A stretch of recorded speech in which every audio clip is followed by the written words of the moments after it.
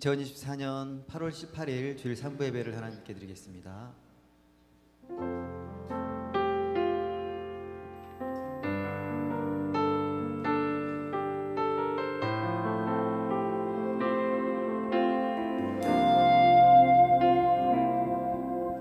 주님과 함께하는 이 고요한 시간, 주님의 보좌 앞에 내 마음을 쏟네. 모든 것 아시는 주님께 감출 것 없네. 내 맘과 정성 다해 주 바라나이다. 나 염려하지 않아도 내 쓸 것 아시니. 나 오직 주의 얼굴 구하게 하소서.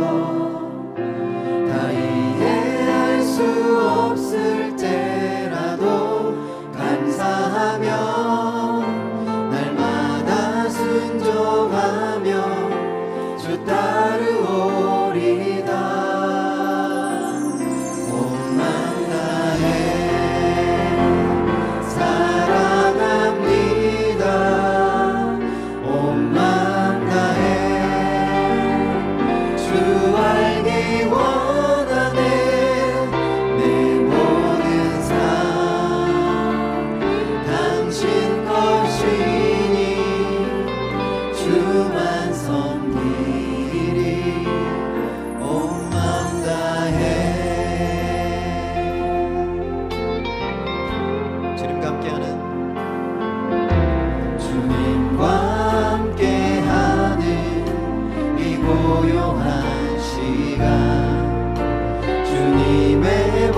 앞에 내 마음을 쏟네. 모든 것 아시는 주님께 감출 것 없네. 내 맘과 정성 다해 주 바라나이다. 나 염려하지 않아도 내 쓸 것 아시니. 오직 주의 얼굴 구하게 하소서. 다 이해할 수 없을 때라도 감사하며 날마다 순종하며 주 따르오리다. 온 맘 다해 사랑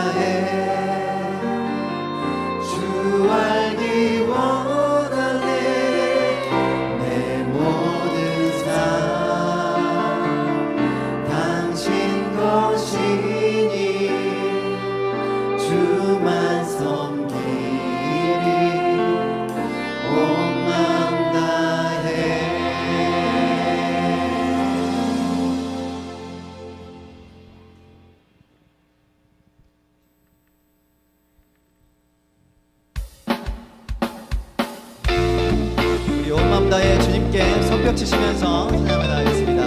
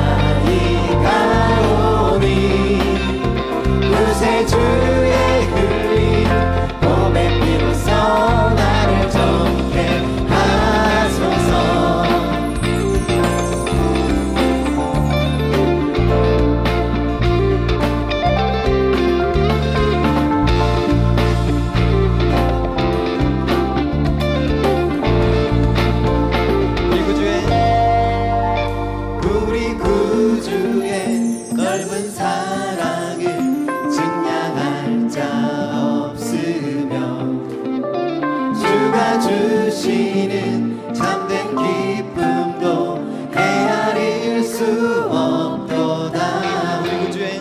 우리 구주의 넓은 사랑을 증량할 자 없으며 주가 주시는 참된 기쁨도 헤아릴 수 없도다.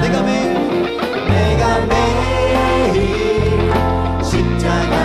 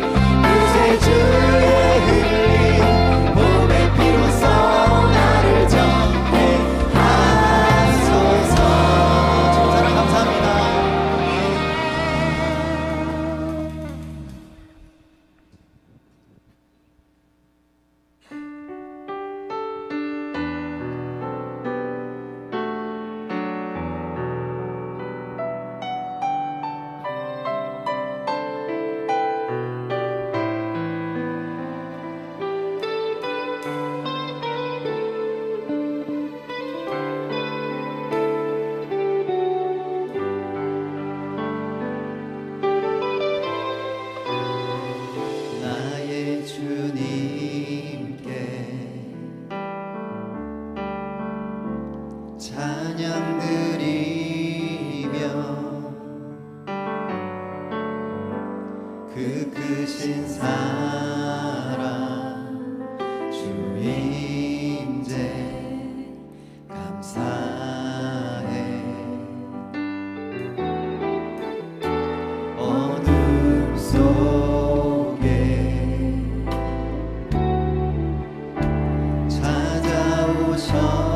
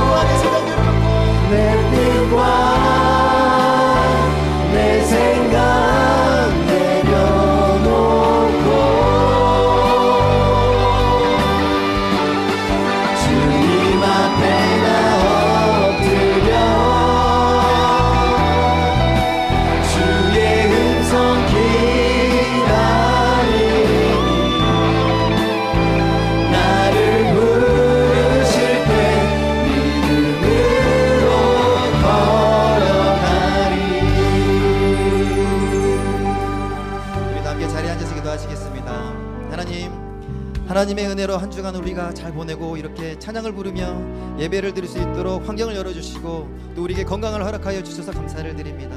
우리가 또 한 주간을 돌아보면 알고 지은 죄 모르고 지은 죄가 있습니다. 이 시간 우리의 죄를 고백합니다. 우리의 죄를 용서하여 주시옵시고 또 우리를 위해 빌리신 예수 그리스도의 보혈에 감사하는 예배, 또 성령 충만한 예배가 되게 하여 주셔서 우리 함께 간절한 마음으로 기도하며 나가겠습니다. 함께하시겠습니다.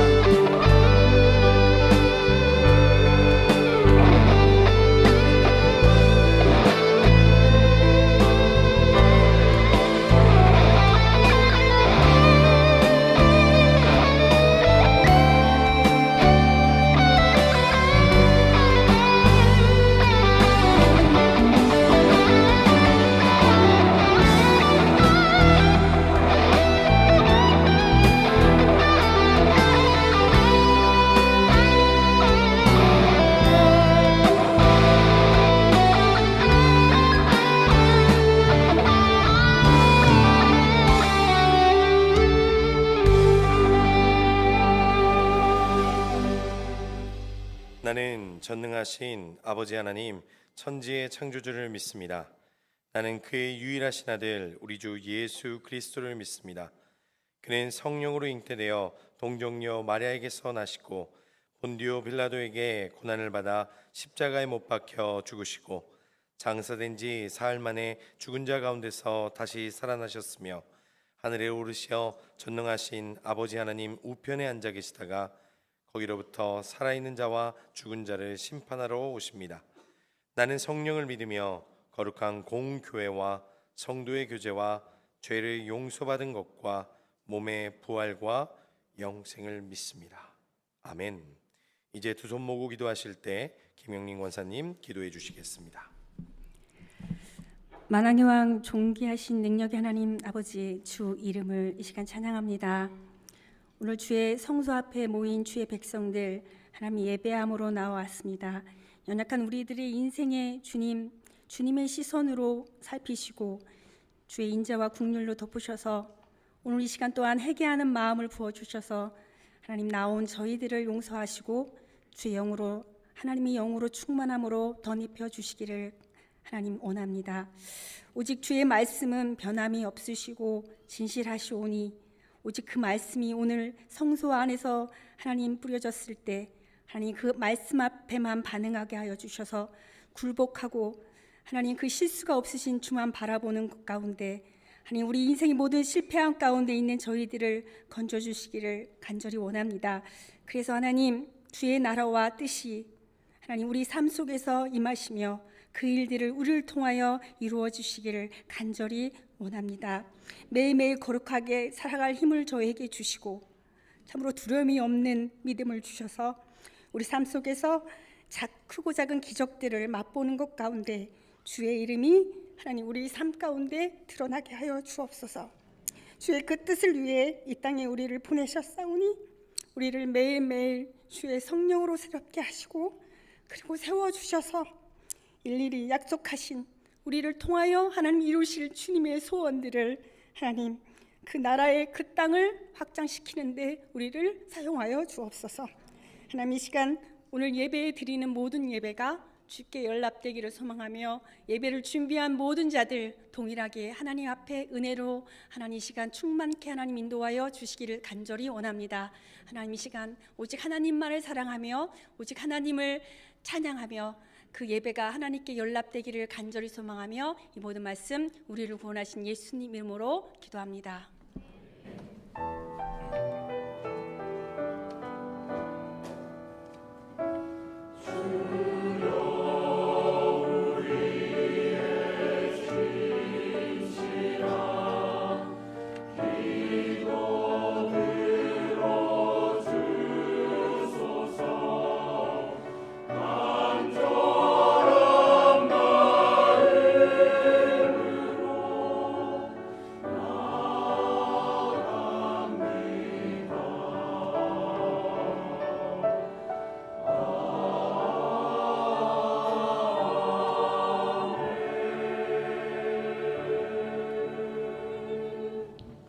네, 8월 18일 3부 예배 함께 드리고 있습니다. 우리 교회 소식을 보겠습니다. 가정에서 세상에서 바꿨어요. 이따가 설교가 연결이 되기 때문에 그렇습니다. 처음 우리 교회 오신 분들을 사랑하고 축복합니다. 오늘은 선교주일로 드려지게 되고 1인 5,000원 이상을 가시면 우리 교회가 지금 45곳에 섬기고 있는데 여러분 함께 동참하실 수가 있습니다. 저희 교회가 가장 중요하게 여기는 소그룹 순모임이 다음 주부터 개강을 합니다. 적극적으로 참여해 주시고 혹시 지금까지 안 참여해 주신 분도 이 학기에 내가 한번 참여해야 되겠다 이런 결단을 하고 꼭 참여해 주시면 감사하겠습니다. 다음 세대 여름 행사 발표회가 다음 주일 오후 5시에 대예배실에서 있는데요. 우리 지체들 많이 나와서 격려해주고 또 함께 축하해주는 그런 시간이 됐으면 좋겠습니다. 3차 느헤미야 52 기도회가 9월 첫째 주 남녀 3마을 주간으로 진행이 됩니다. 지난주에 광고가 나갔지만 하늘꿈 장학생을 모집을 합니다.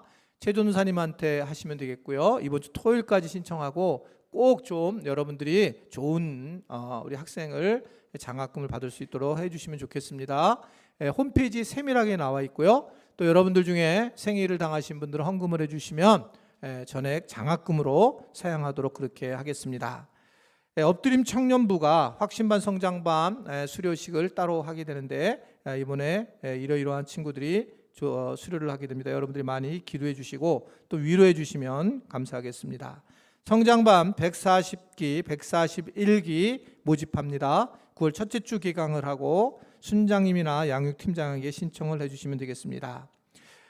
특별히 저희 교회에 오랫동안 다녔던 아기 때부터 다녔던 우리 이재원 청년이 이성실 안수집사님 대신 아직 안수집사님 아니고 집사님 그리고 정경혜 권사님 아들인데 이제 내일인가 아마 입대를 하게 됩니다.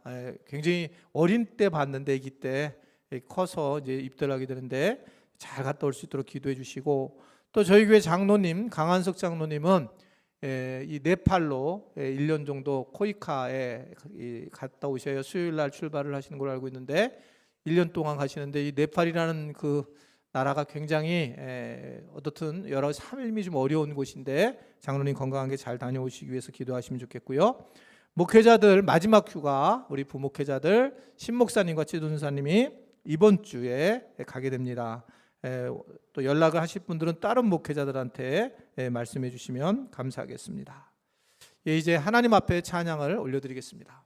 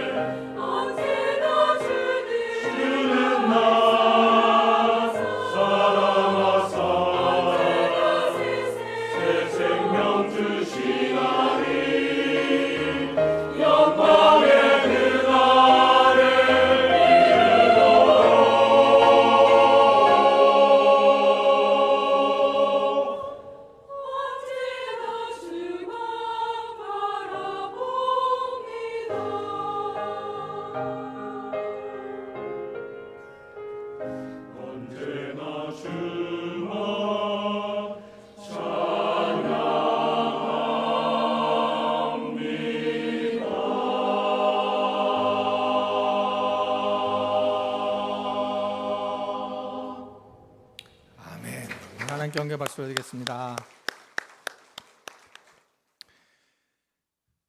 2부 때도 잠깐 광고를 했는데 요 앞쪽에 있는 분들은 이렇게 더워요. 그래가지고 앞에 오늘 2부 때 막 땀을 너무 흘리는 분이 계셔갖고 광고를 했는데, 그분은 우리가 에어컨을 놓는지 모르겠다고, 왜 안 트냐고. 이제 그리고 어떤 분은 추워서 굉장히 힘드신 분도 계시고 그래요. 근데 어떻든 간에 에어컨을 틀어야 됩니다. 사가지고. 그러니까 혹시, 왜냐하면 여러 의견이 나와요. 그래가지고 우리 목회자들한테 톡이 오고 계속 오는데 뭐를 해야 될지 모르겠는 거예요. 그래서 여러분들이 정말 이렇게 막 너무 추운 분들을 옷을 좀 가지고 오셔서 입으시면 되겠고, 어떻든 교회는 시원하게 하는 게 목적입니다. 그래서 거기에 본인에게 맞출 수 없다는 걸 아시고, 본인들이 막 통째로 바꾸시면 굉장히 어려우니까 자기들이 이제 본인이 하나 가디건 하나 정도 입고 오셔서 조정을 좀 해주시면 감사하겠습니다. 그래도 좀 얼마 안 남았지만 여름이 그렇게 해주시면 감사하겠고요. 주기도문 강의 이제 4번째 시간인데, 원래가 다음 주면 이제 끝나는데 하다 보니까 이게 지금 반 정도밖에 못 한 거예요. 그래서 교인들 누가 뭐 저한테 주기도문에 은혜 받는다는 말 한 분도 없어요. 근데 이제 제 스스로가 그냥 이거 끝내지 않고는 또 이게 나중에 또 해달라 막 이런 얘기 할 텐데, 그래서 여름 특강이긴 한데 그 마지막까지 우리가 주기도문 끝까지 강해를 하려고 합니다. 이해해 주세요. 네, 그래서 그렇게 그냥 마지막까지 하려고 하는 거 아시고 또 함께 은혜를 나누시면 좋겠습니다. 자, 오늘 주기도문 강의 4번째 시간인데, 우리 앞에 분 뒤에 옆에 인사하겠습니다. 반갑습니다. 은혜 많이 받으세요 하고 인사하겠습니다. 네, 4번째 시간, 우리 하나님 말씀, 주기도문 말씀 한 목소리로 말씀을 다시 한번 또 읽도록 하겠습니다. 그러므로 너희는 이렇게 기도하라. 하늘에 계신 우리 아버지여, 이름이 거룩히 여김을 받으시오며 나라가 임하시오며 뜻이 하늘에서 이루어진 것 같이 땅에서도 이루어지이다. 오늘 우리에게 일용할 양식을 주시옵고, 우리가 우리에게 죄 지은 자를 사하여 준 것 같이 우리 죄를 사하여 주시옵고, 우리를 시험에 들게 하지 마시옵고, 다만 악에서 구하시옵소서. 나라와 권세와 영광이 아버지께 영원히 있사옵나이다. 아멘. 네, 우리 주님을 사랑하시는 분들은 아멘 하시기를 바랍니다. 오늘 설교 제목이 하나님의 뜻을 이루소서라고 설교 제목을 정했지만, 아침에 이제 다시 한번 말씀 준비하고 기도하다가 다시 정하면 사실은 하나님의 수준으로 원하시는, 우리가 하나님의 수준이 되기를 원하시는 하나님에 대한 이런 제목으로 이제 주제를 정하고 싶었어요. 사실은 우리가 하나님 수준으로 하나님은 만드시기를 원하시는구나, 이런 이제 마음이 생기게 되었습니다. 왜냐하면 오늘 말씀은 어떤 내용이냐면, 뜻이 하늘에서 이루어진 것 같이 땅에서 이루어지도록 기도를 좀 해라는 거예요. 기도를 예수님이. 그러면 이제 하늘에서 이루어졌다라는 것은 이미 뜻이 하늘이라고 하는 영역에서는 하나님의 영역이고 통치 영역이기 때문에 문제가 없다는 거예요. 하나님 나라에서는. 근데 이제 땅이 문제라는 거예요. 땅은 사탄의 영역이기도 하고, 지난번에 말씀을 드린 것처럼 죄된 우리가 사는 이곳이 사실은 좀 애매하기 때문에 하나님의 완벽한 통치가 이루어지지 않은 곳이라는 거예요. 그런데 무슨 얘기를 하냐면, 완벽하지 않은데 우리가 사는데 너희가 이거 좀 기도 좀 하라는 거예요. 이 부분에 대해서 하나님의 나라의 통치가 이루어지도록 기도를 같이 해줬으면 좋겠다라고 하는 것을 말씀하고 있는 겁니다. 여러분, 이제 먼저 생각해 볼 거는, 하나님이 이걸 갖다가 우리가 기도 안 하면 하나님 혼자 이 문제를 해결할 수 없으실까요? 우주를 만드신 분이신데. 그럼에도 불구하고 굳이 하나님은 우리에게 기도하기를 원하신다고 예수님이 그렇게 주기도문을 통해서 우리에게 말씀하고 계신다는 겁니다. 이 얘기는 하나님은 혼자 단독으로 이 땅에서 일하기를 원하시는 것이 아니라, 이 세상에서 우리가 하나님과 함께 동역하기를 원하고 사역하기를 원해서 기도하기를 원하신다라고 하는 것을 말씀하는 거예요. 그래서 다시 말씀을 드리면, 하나님 수준으로 우리를 이끄시려고 하는 그런 모습들이 성경 말씀에서 많이 우리에게 알려주고 계신다라고 보여져요. 우리를 하나님의 수준으로. 그래서 성경은 뭐라고 합니까? 동물들은 그렇지 않지만 사람은 하나님의 형상으로 만들었다. 하나님의 이미지로 하나님과 비슷하게 만들었다. 우리가 지금 아무것도 아닌 것처럼 여러분 여기 앉아 있지만 하나님은 우리를 만드실 때 하나님의 형상 수준으로 만들고 또 하나님의 수준만큼 우리를 만드시기를 원하시는 것이 하나님의 모습이라는 거죠.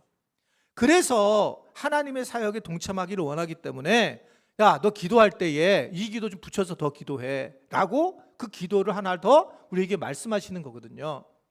근데 우리는 이제 사실 기도하기도 되게 어려운데 원래 기도하라고 해도 이제 대부분 자기 문제를 기도하고 자기 소원을 기도를 많이 하죠. 근데 저는 이게 전혀 나쁜 거라고 생각하지 않고 어떻게 보면 당연한 거예요. 내가 급한 기도, 또 나를 위한 기도, 이런 기도가 사실은 뭐 잘못된 기도는 아니에요. 왜냐하면 성경을 봐도 구하고 두드리고 그러면 열리게 된다라고 하는 개인적인 기도의 내용들도 있고 또 하나님이 하나님의 뜻을 우리의 소원을 들고 기도하면서 이루게 하신다. 뭐 이런 말씀도 있는 걸 보면 개인적인 그런 소원의 기도도 되게 중요하고 또 그런 응답을 받아보면서 믿음이 성장하는 경우도 많이 있기 때문에 이제 개인적인 그런 기도도 중요해요. 근데 예수님이 뭐라고 하냐면 하나 덧붙여 달라는 거예요. 지금 기도를 안 한 니네가 안 하는 기도인데 그게 뭐냐? 바로 앞으로 기도할 때는 하나님의 뜻이 이 땅에서 이루어지게 해주십시오. 함께 더불어 동역하고 기도하기를 원한다.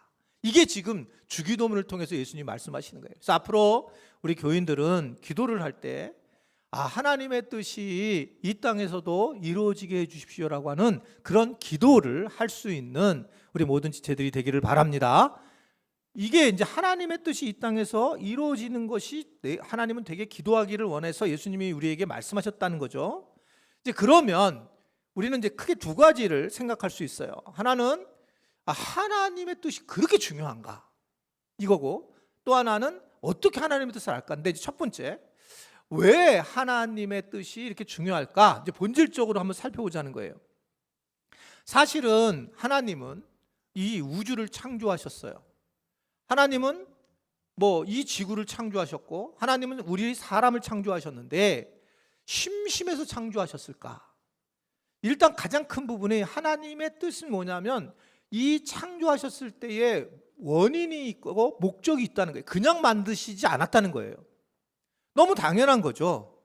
이게 뭐 우리를 생각하면 우리 교회도 옥상에 풋살장이 있는데 풋살장을 만들었는데 아무런 이유 없이 만든 게 아니잖아요. 풋살을 하기 위해서 만드는 거지. 너무 당연한 거죠.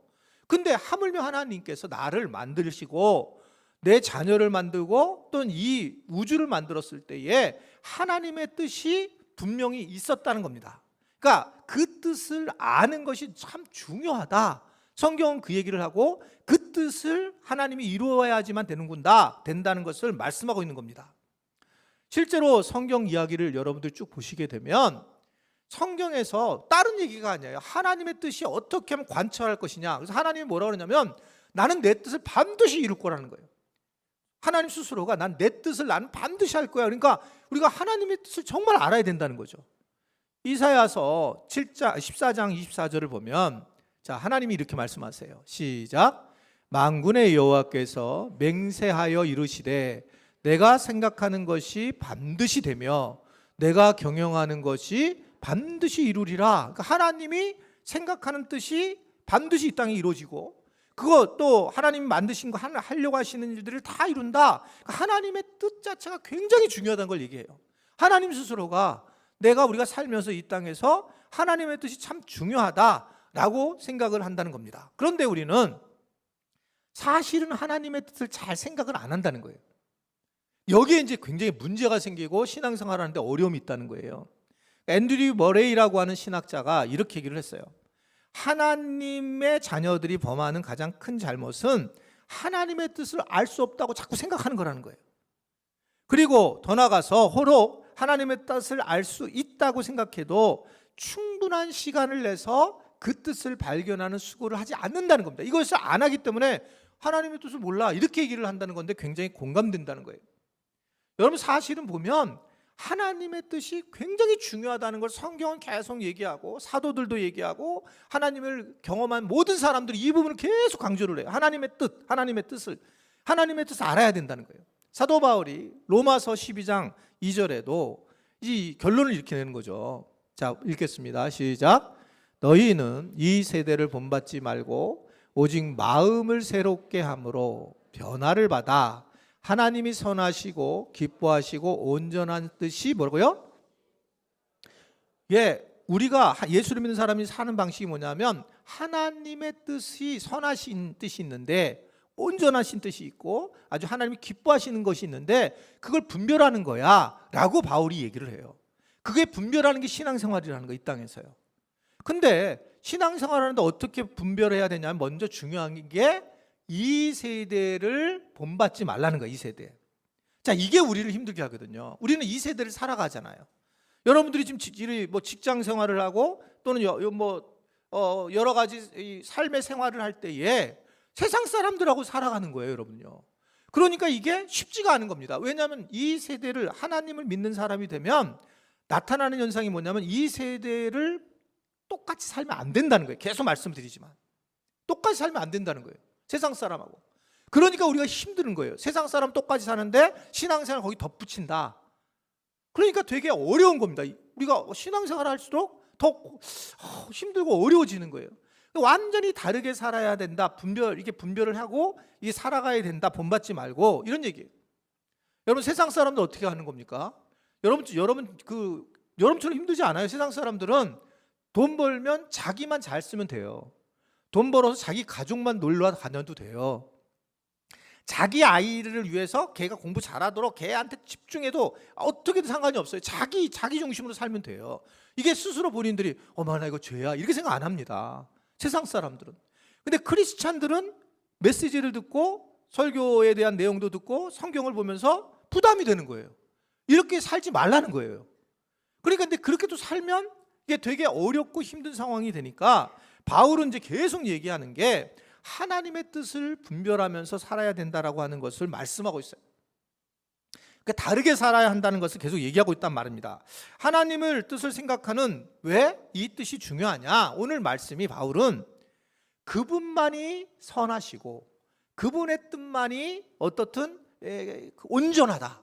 우리의 뜻이 아니고 그 하나님의 뜻만 진리가 있기 때문에 그 주님만이 이 땅의 주인이시기 때문에 그래서 우리는 하나님의 뜻을 꼭 알고 살아가는 것이 중요하다.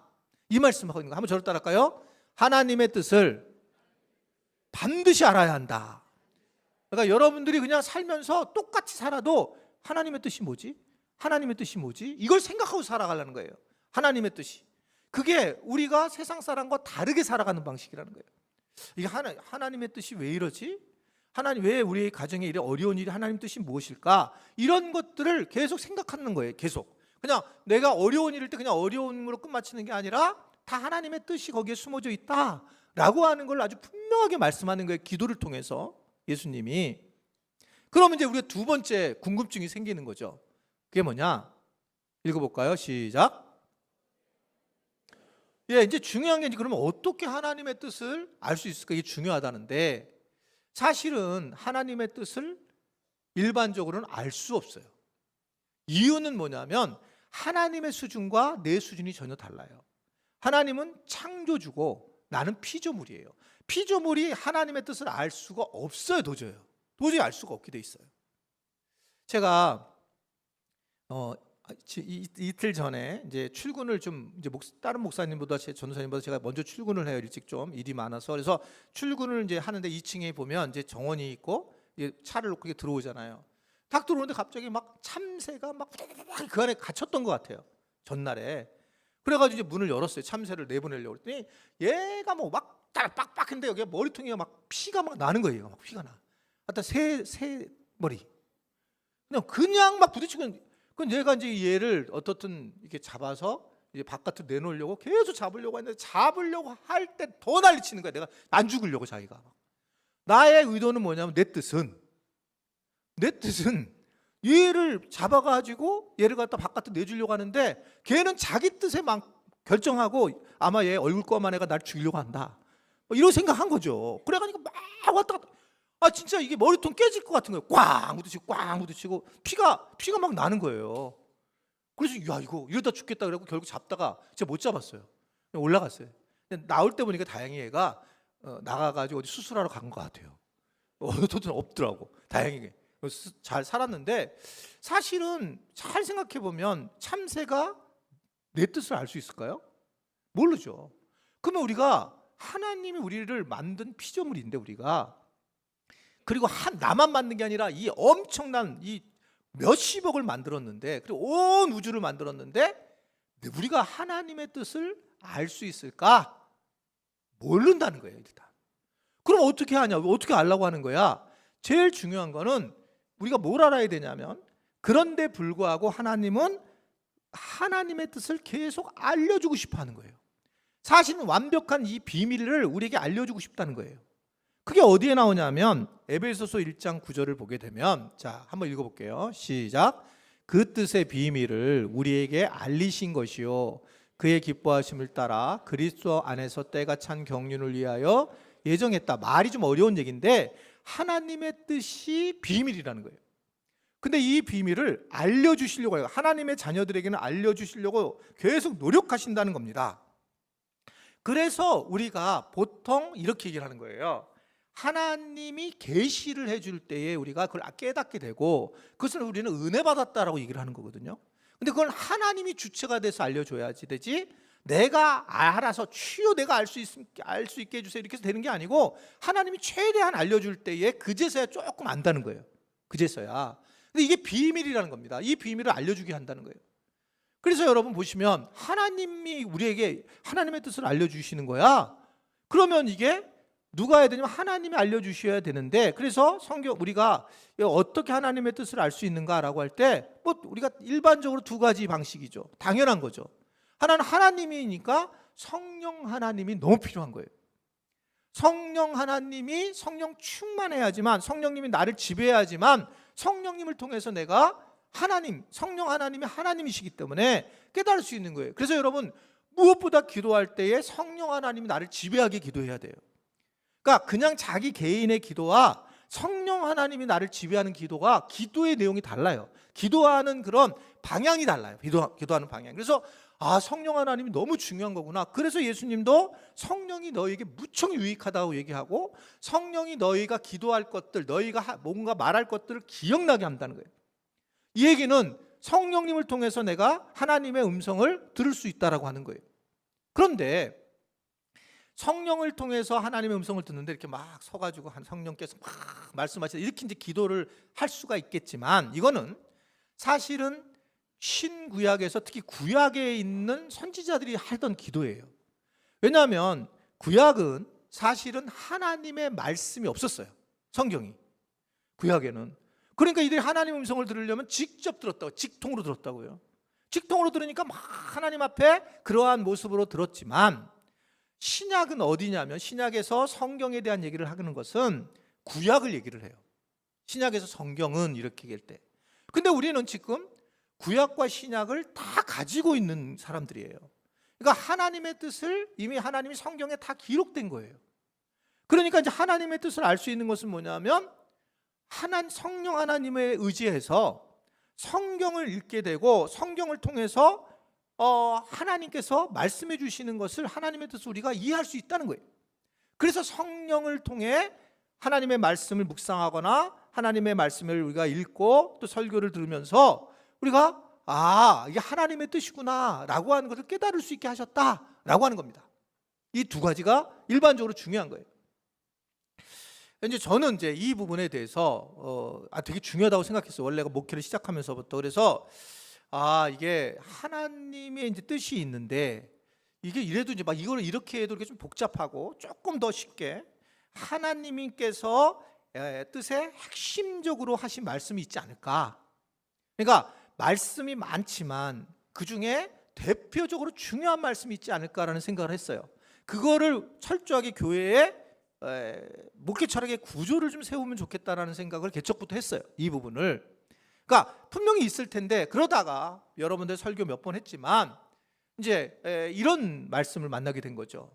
한 율법사가 와가지고 예수님에게 동일한 질문을 하는 거예요. 얘 약간 비꼬듯 질문을 하는데, 율법에는 613가지가 있는데 그 중에서 그냥 최고 되는 계명이 뭐냐, 최고 되는 말씀이 뭐냐, 이거 좀 물어보죠. 이거를 물어보니까 예수님이 이 부분에 대해서 대답하는 장면이 나옵니다.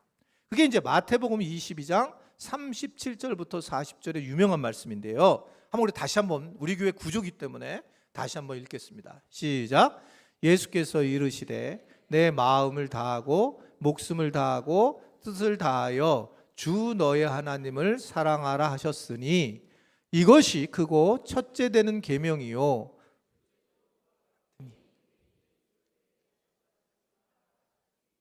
이 두 계명이 온 율법과 선지자의 강령이다, 이렇게 얘기하는 거예요. 예수님이. 그러니까 하나님을 사랑하는 것, 마음, 목숨, 뜻을 다하여 사랑하는 것과 내 몸을 내가 사랑하는 것처럼 내 이웃을 내 자신같이 사랑하는 이 두 계명이 율법과 선지자의 강령이구나. 그래서 제가 이 말씀을 확 붙들어요. 아, 그러면 하나님의 뜻은 사실은 뭐 여러 가지가 있겠지만 대표적인 게 있구나. 하나님을 사랑하는 것과 그리고 사람을 사랑하는 것이 참 중요한 거구나라는 걸 알게 된 거예요. 이제 우리 교회 목회 철학이 된 거예요, 이게요. 그래서 이제 두 가지가, 하나님의 뜻은 하나님을 사랑하는 것과 사람을 사랑하는 것이 대표적인 거. 일단은 이거를 우리 교인들과 함께 교회를 세워나가야 되겠다. 그리고 이제 우리가 교회가 출발을 했어요. 그래서 첫 번째 생각해야 되는 것은 바로, 자, 읽어볼까요? 시작. 예, 하나님의 뜻의 핵심의 제일 중요한 부분은 하나님을 사랑하라는 거예요. 자, 이거는 하나님의 사랑을 내가 사랑하는 걸 믿는 거하고는 전혀 다른 얘기예요. 사랑하라는 거야, 내가. 오히려 이게 넘어서서 사랑하라, 이렇게 얘기를 하고 있습니다. 어거스틴은 이런 얘기를 했어요. 굉장히 놀라운 얘기를 했는데, 읽어볼까요? 시작. 하나님을 사랑하라. 그리고 정말 놀라운 얘기예요. 자, 하나님을 사랑해. 자, 그 다음은 네가 원하는 대로 하고 싶은 대로 살아. 이미 어느 수준에 와 있다는 거예요. 하나님을 사랑하는 수준은 최고의 하나님이 원하시는 그 기준을 넘었기 때문에 그 다음은 네가 마음껏 살아도 돼. 내가 진짜 하나님을 사랑한다면, 그렇게 얘기하는 거죠. 제가 한번 그런 얘기 한 적 있잖아요. 자녀들을 주 안에서 아무거나 되게 하라. 이거보다 더, 사실은 더 앞서서 하는 말씀이라고 보여져요. 진짜 사랑만 하면, 하나님을 사랑하는 마음이 생기면 정말 마음대로 해도 된다라고 하는 거예요. 여러분, 우리가 자꾸 오해하는 거는 이게 너무 크기 때문에 나는 하나님이 나를 사랑하는 걸 날 믿습니다. 이게 너무 중요하죠. 구원을 받는 첫 발자국이기 때문에. 주님의 사랑을 통해서 내가 십자가에 주님이 나 대신 못 박힌 것을 나는 믿습니다. 그래서 구원을 받는 거예요, 우리가요.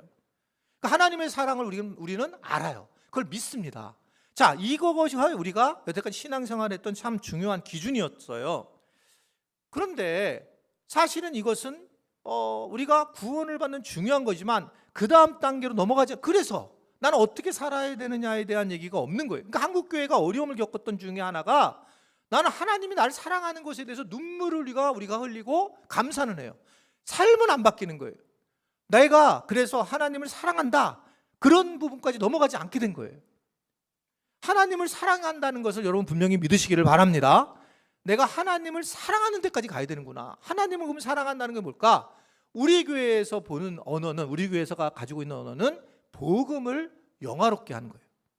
하나님을 사랑한다고 해서 말로만 하나님을 사랑한다, 이게 아니라 어떻게 하면 내가 복음을 영화롭게 하는가. 말씀 많이 들었잖아요. 그러니까 여러분들이 손해보고 인생을 살아가는 거예요. 세상 사람들한테. 여러분 주변에 있는 사람한테 손해를 보고 살아가고, 하고 싶은 말을 내가 딱 안 하면서 살아가면서 제가 예수님을 믿는데 쟤를 보면 정말 하나님이 살아계시는 거구나 라는 것을 믿는 거가 복음을 영화롭게 하는 거예요. 그렇게 살아가야 된다는 거예요. 나 혼자 내가 막 그냥 좋아, 난 내가 똑똑해서 똑똑한 것을 서로 막 이기고 이렇게 사는 게 아니라 어느 순간에 용서해 주면서, 어느 순간에 져주면서, 어느 순간에 예수님의 마음을 가지고 안아주면서, 그리고 야, 달라졌구나, 이 소리를 들어야 세상 사람들한테. 그게 뭐냐면 복음을 영화롭게 하는 거다, 하나님을 사랑하는 사람의 모습이다 라고 그렇게 생각할 수 있는 거예요. 그래서 다시 한번 저를 따라할까요? 하나님을 사랑해야 한다. 다시 말씀드리지만 하나님의 사랑을 믿습니다가 아닙니다. 그 단계를 넘어서서 하나님을 사랑하는 사람이 되면 이 사람은 이제 어느 정도 우리가 믿음의 수준이 올라가기 시작을 한다는 거죠. 두 번째는 이제 이 부분이 중요한데, 사람을 사랑하는 거다. 하나님의 뜻의 핵심은 하나님을 사랑하고 사람을 사랑한다. 근데 이게 미묘한 게 있어요. 제가 왜 이렇게 사람을 사랑한다는 것으로 이렇게 왔냐면, 외부 강의를 제가 할 때도 이걸 되게 강조하는데, 우리 교회도 그렇고, 이게 이제 성경을 이 예수님의 말씀을 읽다가 이 38절 39절 이 사이에 이런 말씀이 나와요. 예수님이 하신 말씀 중에, 이것이 즉 하나님을 사랑하는 것이 크고 첫째 되는 계명인데 둘째 사람을 사랑하는 방법도 그와 같다. 저한테 확 온 거는 하나님을 사랑하는 거와 사람을 사랑하는 것이 비슷해, 이 말씀으로 온 거예요. 그러니까 하나님을 사랑하는 사람은 사람을 사랑해야 되는 거구나. 근데 그 전까지 제가 신앙생활한 것은 뭐였냐면, 그냥 교회를 다닐 때에 제일 무서운 사람이 하나님을 잘 믿는 사람이에요. 맨날 혼내니까. 그러니까 이게 오히려 하나님을 잘 믿는 사람이 사람에 대해서 더 거칠게 대하고 더 따뜻하게 안 대하는 걸 알기 시작을 한 거예요. 왜 그럴까 그랬는데, 성경이 명료하게 얘기하는 것은 네가 진짜 하나님을 사랑한다면 사람도 사랑한다는 거예요. 한번 저를 따라할까요? 하나님을 사랑하면 사람을 사랑한다. 그래서 동일한 거예요. 하나님을 사랑하는 사람이 사람을 사랑하는, 그러니까 변화가 되는 거예요. 사람을 사랑하게 되는 것을 말하는 겁니다. 근데 이걸 내가 이렇게 딱 정리하고 나서 제가 보니까, 성경을 쭉 보니까 이게 놀라운 거예요. 저 얘기하고 다 지금 똑같은 거예요. 이 성경에 대한 말씀이. 예수님이 이제 오셔서 완전히 계명을 바꾸죠. 그래서 내가 세 계명이야 내가, 이렇게 얘기를 해요. 그럼 세 계명이 뭐냐? 요한복음 13장 34절을 보면 세 계명에 대해서 이렇게 얘기합니다. 예수님이 세 계명이, 시작. 세 계명을 너희에게 주노니 서로 사랑하라. 내가 너희를 사랑한 것 같이. 사람끼리 사랑하는 거예요. 여러분, 만약에 이게 우리 같으면 이런 거잖아요. 너가 뭐 교회를 사랑하라, 또는 뭐 네가 뭐 하나님을 더 사랑하라, 뭐 이런 부분이 아니고 사람을 사랑하라는 거예요. 예수님이 마지막 십자가의 그 사랑을 전해주면서 우리에게 얘기한 것은 내가 너희를 사랑한 것처럼 니네끼리 사랑하는 거예요. 주님을 사랑하는 말이 아니에요. 지금요, 사람을 사랑하라. 이게 얼마나 중요한 포인트인가 라고 하는 것을 우리에게 전해주고 있는 겁니다. 하나님의 뜻은 하나님을 사랑하고 사람을 사랑하는 거다. 아멘이세요? 네, 사람을 사랑하는 게 그만큼 중요하다는 것을 얘기하는 겁니다. 그러니까 그러면 저는 이제 목회를 어떻게 해야 될까 이런 고민을 하다가, 사람을 사랑하는 방법을 우리 교회가 이러한 방법론을 가지고 있어야 된다라는 생각을 한 거예요. 그래서 이제 계속 얘기한 게, 가정에서, 세상에서, 이제 이것을 제가 추구하기 시작한 거예요. 왜냐? 가정, 이 OM이라고 하는 가정 예배를 드릴 때에 그때 이제 사실은 따스한 사랑을 가르치기를 원하는 거예요. 이렇게 이제 대예배를 통해서는 사실은 그렇게 따스하게 전할 수 없지만, 가족끼리 모여가지고 서로 이제 이야기를 하고 나눌 때에 따뜻한 성품이 형성이 되고, 거기서 이제 사랑을 이제 저는 배울 수 있다. 사람을 사랑하는 방법을 출발이 어디냐? 가족으로 보는 거예요. 가족. 그래서 가정 예배가 굉장히 중요하고, 그 가정 예배를 하게 될 때 마음들을 서로 치유하고 안아주는 것이 굉장히 중요하다는 거예요. 이제 이미 이제 늦은 분들은 손주들하고 하시기 바랍니다. 손주들하고라도. 그러니까 이게 가정끼리 서로 얘기해서, 너는 말씀을 오늘 듣면서 어떻게 느꼈는지, 그리고 얼마나 힘드냐, 그런 마음들을 감싸주고, 그러면 그 따뜻한 그런 가정을 통해서 점진적으로 아이들이 마음이 성장하게 되는 것들을 우리는 볼 수가 있어요. 그래서 가정 모임이 굉장히 중요하다고 본 거예요. 자, 이걸 왜 내가 그렇게 생각했냐면, 이번에 이제 이렇게 우연히 영상 하나를 발견했는데, 그 영상이 너무 감동적인 영상인 거야. 앞부분이요. 이거 써먹자, 설교에. 그래서 근데 앞부분 짧은 건데 너무 짧아가지고, 그래서 제가 이게 너무 짧은데, 그리고 조금 봤는데 보니까 뒤에 보니까 이게 가정에서 훈련이 되니까 아이들의 어떤 모습으로 드러난 걸 보게 된 거예요. 그렇지, 가정에서 변화가 일어나야지만 완벽한 사랑의 성품이 나오게 된다라고 하는 거죠. 그래서 짧은 영상인데 하나를 먼저 볼게요. 짧은 영상 하나. got it, sweetie. Yay!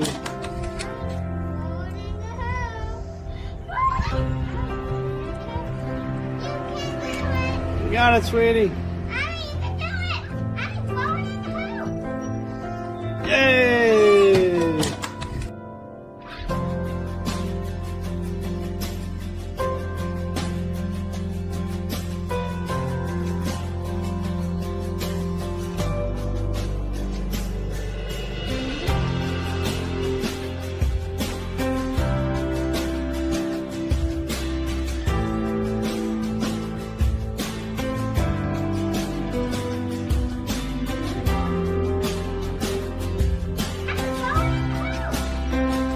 Yay! 네, 가정 예배를 가정에서 저렇게 따뜻한 마음이 나올 수 있어요. 그래서 여러분들이 지금 가정 예배를 가정 OM을 못하는 가정들은 다시 한번 결단하셔야 돼요. 가장 중요한 것을 아이들에게 저것을 전해서 알려줘야지만 아이들이 세상에서 저렇게 사랑하는 마음으로 살아갈 수 있다라고 하는 것을 우리에게 보여주고 있습니다. 자, 두 번째는 세상에서 생활 선교사의 마음을 갖게 되면 우리가 결국은 사랑하는 마음을 가지고 살아가는 게 아닐까라고 생각을 했어요. 그래서 우리 교회가 아까 얘기한 것처럼 세상에서 생활 선교사로라고 하는 이제 슬로건을 걸고 살아가는데 여러분 어떠세요, 여러분? 그래서 저는 늘상 마음이 힘들었던 이유 중에 하나가 생활 선교사로 이분들이 이제 발음은 하지만 어떻게 살아가는지를 스스로 알까? 내가 회사에서 어떻게 살아가야지, 어떤 생각을 가지고 살아가는 것인지 이 생활 선교사인 것을 스스로 알 수 있을까라는 생각을 하게 됐어요. 그래서 이제 실질적으로 저도 생활 선교사의 학교를 가서 훈련을 받고 설 목사님도 같이 가서 훈련을 받고 우리 교인들 중에 한두 분도 가서 훈련을 받았어요. 어떻게 하면 이제 우리 교인들 전체를 훈련을 시킬까? 그것이 이번 9월 달부터 시작을 하려고 그래요. 그래서 9월 첫째 주에는 이 나우미션에 있는 송동호 목사님이 이 부분의 전문가신데 주일 예배 때 이제 생활 선교사로 어떻게 가치를 가지고 살아가는지에 대한 설교를 할 거고 9월 첫째 주부터는 수요 기도회 때에 또 설 목사님이 생활 선교사라는 것이 어떤 것인지를 좀 교인들에게 좀 분명하게 알려줘야 된다. 그리고 이 생활 선교사 학교도 마련해서 우리 교인들이 좀 훈련을 했으면 좋겠다라고 하는 그런 생각을 하고 이제 준비를 하고 있습니다. 그런데 좋다 이거죠. 그런데 사람들을 사랑하는 생활 선교사라는 게 어떨까지라고 이제 생각을 하고 저도 어떻게 하면 우리 교인들이 이 생활 선교사에 대해서 조금 더 이해가 쉬울까 그러다가 또 하나의 영상을 발견한 거예요. 또 하나의 영상. 이제 이 영상을 보고 말씀 마치려고 하는데 아마 보신 분들이 계신지 모르겠는데 이 영상은 이번 파리 올림픽에서 나왔던 영상입니다. 이 비치 발리볼이라고 이제 여자 결승전이 열렸어요. 그랬는데 브라질과 캐나다가 이제 이게 결승을 열렸는데 그때 1대1 서로 이 동률을 이뤘어요. 그래서 3세트에 들어갔는데 서로 이제 이런 어떤 룰 때문에 싸우기 시작을 했어요. 근데 서로 굉장히 친한 그런 팀들, 그러니까 서로 잘 아는 선수들끼리였어요. 그럼에도 불구하고 화가 나가지고 막 못 견뎌하고 그러니까 이제 심판이 결국 그 사람들한테 선수들한테 옐로우 카드를 냈어요. 그래서 문제를 일으키니까 그런데도 이 기분이 너무 힘든 거예요. 아픈 거예요. 근데 이제 그때 이 비치 발리볼에는 누가 했냐면 그 음악이 있답니다. 마치 그 백사장에서 하는 음악, 그러니까 DJ가 있는 거예요. 근데 DJ가 음악을 하나 갑자기 확 트는 거예요. 기분이 굉장히 나빠 있는 사람들한테. 그걸 딱 들었는데 그 DJ의 노래가 이매진이라고 하는 노래예요. 존 레논의 이매진이라고 하는 노래인데 그 노래는 여러분 잘 알다시피 정치, 종교, 인종차별에 대해서 반대하면서 평화에 대한 그것의 뜻이 있는 그런 노래를 틀었습니다. 그 노래를 틀으니까 어떻게 됐는가? 이 영상입니다. 이 영상을 보겠어요. 마지막으로. 음악의 힘이 위대했다기보다 그 한 사람의 힘이 위대했다 이렇게 생각을 해요. 그러니까 이게 우리가 이 땅에서 생활 선교사라는 것을 너무나 복잡하게 생각하지 않았으면 좋겠다. 우리는 샬롬, 평화를 위해서 우리가 언제든지 생각을 하고 이 모든 것들이 긍정적으로 흐르게 만드는 그런 것이 생활 선교사의 모습이 아닌가라는 생각을 하게 됩니다. 그래서 하나님의 뜻은 바로 그냥 우리로 하여금 하나님을 사랑하고 사람을 사랑하는 것인데, 사람을 사랑한다는 것은 결국은 우리 주변을 사랑하고 우리에게 힘든 것도 사랑하고 언제든지 피스메이커 역할을 하는 것이, 그게 이제 결국은 하나님의 뜻이라고 하는 것을 우리가 생각할 수가 있는 것입니다. 아무쪼록 우리 지체들이 이 땅에서 정말 생활 선교사로도 잘 세워지고, 또 가정 예배를 통해서 우리의 성품들이 좀 더 사랑하는 사람을 사랑하는 성품으로 바뀌게 되고, 하나님을 사랑하는 사람이 사람을 사랑하는 거구나, 이게 하나님의 뜻이구나라는 것을 알고, 그러한 좀 어렵고 힘든 상황이 많이 있지만 우리 믿음은 사람으로서 그러나 그것들 잘 이겨내고 멋진 그 하나님의 백성들로 하나님과 함께 동역하는 그런 사람들이 되었으면 좋겠고요. 예수님이 주기도문을 통해서 마지막 원한 거예요. 그랬어요. 네가 나와 같이 이렇게 이 일을 같이 하나님의 나라를 위해서 기도하고 살아가줬으면 좋겠다. 그러한 기도도 꼭 함께하는 우리 지체들이 되시기를 주님의 이름으로 축원해 드립니다.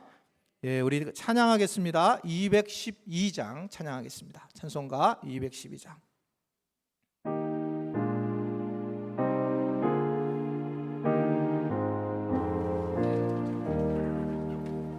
겸손히 주를 섬길 때 괴로운 일이 많으나 구주여 내게 힘주사 잘 감당하게 하소서.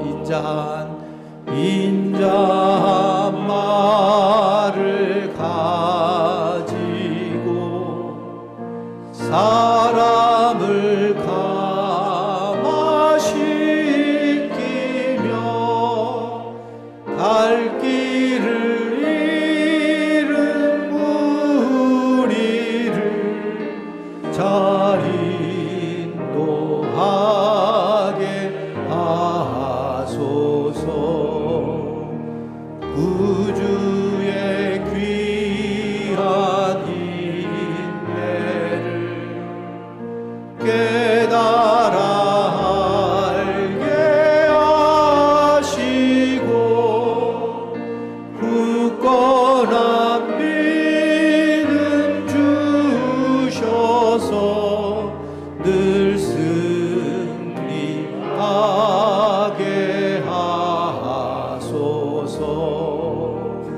장래의 영광 비추사 소망이 되게 하시며 구주와 함께 살면서 참 평강 얻게 하소서.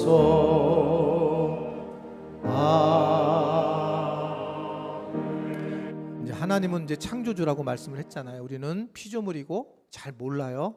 근데 하나님의 뜻을 알기를 원하시는데 성령님과 말씀을 통해서 우리가 알게 해주셨고, 근본적으로 하나님을 사랑하는 것과 사람을 사랑하는 것이 가장 중요한 첫째, 둘째 되는 계명이라고 말씀하신 거예요. 그래서 우리 교회가 사람을 사랑하기 위해서 가정 예배라든지 생활 선교사의 삶을 사는 것이 중요하다, 이렇게 달려왔습니다. 우리 오늘 말씀으로 끝나는 것이 아니라 우리 지체들이 가정에서나 세상에서 정말 가정 예배자로 생활 선교사로 잘 살아낼 수 있기를, 그래서 하나님의 동역자들이 될 수 있게 되기를 주님의 이름으로 부탁을 드립니다. 기도하겠습니다. 하나님 아버지, 오늘 말씀을 듣고 말씀을 반응하면서 내가 하나님의 뜻을 가지고 알고 살아야 되겠구나 라고 결단하는 우리 모든 지체들에게 하나님의 은혜가 넘치게 하시고, 하나님과 함께하는 것을 기억하고 하나님의 놀라우신 은혜를 경험하게 하시고 성령 충만하게 하시고 말씀에 반응할 수 있는 은혜를 허락하여 주옵소서. 이 시간에 귀한 물질을 드리고 헌금을 드린 손길들을 축복하여 주시고 하나님 그 물질을 드린 만큼 하나님이 더 큰 물질을 주셔서 하나님 특별히 하나님 앞에 크게 쓰임받을 수 있는 은혜를 누리도록 함께하여 주시기를 원합니다. 드릴 수 없는 분들에게 드릴 수 있는 환경도 열어주시고 또 믿음도 주셔서 우리와 함께 더불어 하나님 나라를 위하여 세워나가는 데에 그런 귀한 동역자의 삶이 되도록 축복하여 주옵소서. 이제는 우리 주 예수 그리스도의 은혜와 하나님 아버지의 놀라우신 사랑하심과 성령의 교통 역사 인도하심이 오늘 말씀을 듣고 내가 하나님의 뜻을 이제 꼭 기억하고 살아야겠다라고 결단하며 삶에서 적용하고 또한 이 땅에서 하나님 나라를 전하기 위해 결단한 우리 모든 지체들과 또한 이 대한민국 한반도 땅과 온 열방 위에 이제부터 영원토록 함께 하시기를 간절히 축원하옵나이다. 아멘.